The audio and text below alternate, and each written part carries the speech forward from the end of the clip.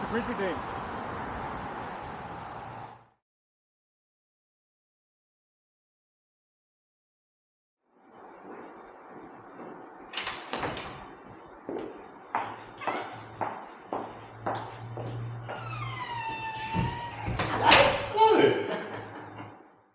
Well, as a kid, I don't know that I had any particular passion, but in year 10, we were told we had to make our decision the next day for what subjects we were going to do, and so therefore you had to have a bit of a think about what you did want to do.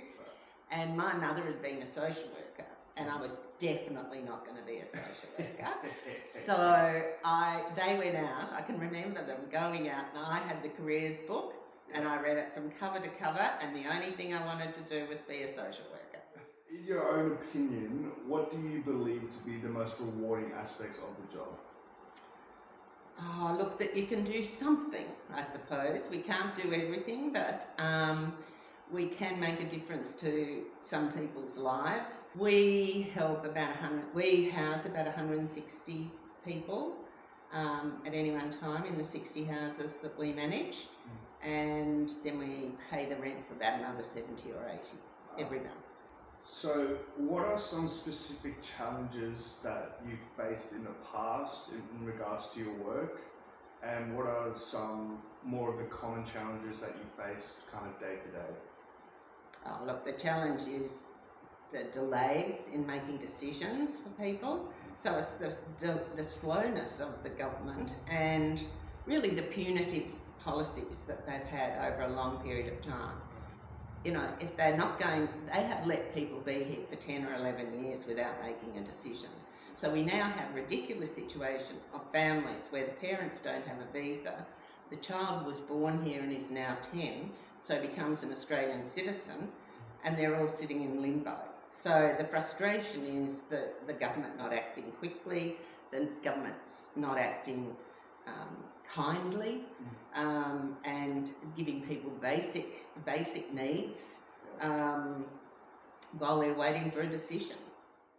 Could you share a certain story of someone that has kind of stuck with you in regards to your work? Oh, there's really lots of them that stuck. I'll tell you one when I first started and one current one.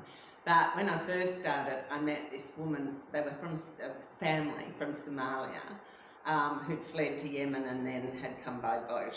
And in fact, when I first met them, the mother and the two younger school-age children were in detention in Adelaide.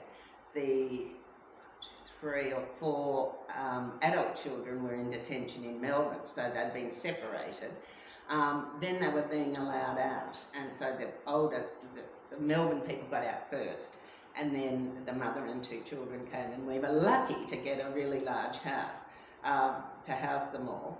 But this woman not only had 5 or 6 children herself, she collected 2 other young women who were fleeing on their own and had just embraced them as part of her family. And it was just an amazing story, and they've all done really well, and they've got permanent residency now, but it's been 10 years, but it's fantastic. Yeah. So it was a great story, and what an amazing woman she was.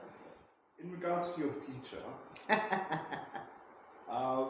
where do you see yourself?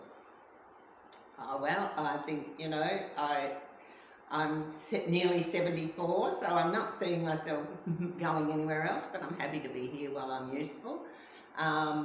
My colleague is 89, so I can hardly say I'm tired or getting old because she shows me up. But we also have 100 or so volunteers who do an awful lot of work. So if we were run over by a bus tomorrow, there would be some changes, but there are people who are also doing lots of supportive work with the people we assist. Yeah. I mean, what would be really good would be that we're not needed, that the government made things available, was welcoming, had resources, and an organisation like this wasn't needed, but we're a long, long way from that. Is there anything you'd like to share with the audiences? Oh, not really. I mean, if you've got if you want to donate or participate, give us a call. You know, we are very lucky with the volunteers and the supporters that we have. You know, I think that gives us hope that we have got people who continue to support what we do.